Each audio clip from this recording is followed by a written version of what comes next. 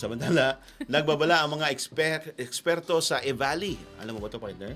O Yan. ano yung kanilang babala? Yan. Isang malubhang sakit na kaugnay ng paggamit ng Nako. vape o e-cigarette. Nako. Nagsisimula ito sa ubo at hirap sa paghinga. Ngunit sa ilang kaso, ito ay maaaring humantong sa pagka-ospital o pagkamatay.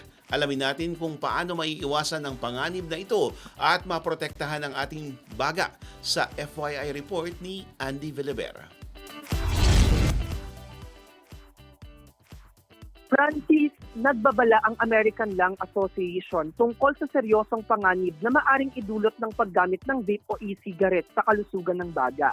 Ayon sa grupo, may sakit na tinatawag na e-cigarette or Vape Use Associated Lung Injury o EVALI, isang uri ng acute respiratory illness na direktang iniuugnay sa paggamit ng vape. Maari itong magsimula sa simpleng sintomas tulad ng ubo, hirap sa paghinga at pananakit ng dibdib. Ngunit sa mga eksperto, ayon sa mga eksperto, kung hindi maaagapan, maaari itong lumala at magdulot ng matinding pinsala sa baga.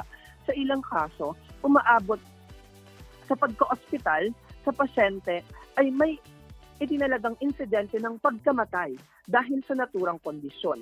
Ipinaliwanag din ng mga health experts na ang kemikal na nalalanghap mula sa vape ay maaring makairita at makapinsala sa sensitibong bahagi ng baga.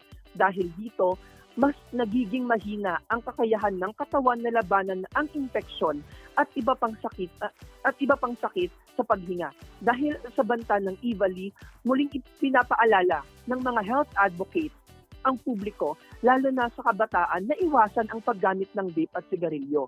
Paalala ng mga eksperto, ang pinakamabisang paraan upang protektahan ang baga at kalusugan ay tuluyang pag-iwas sa paninigarilyo at pagbe-vape.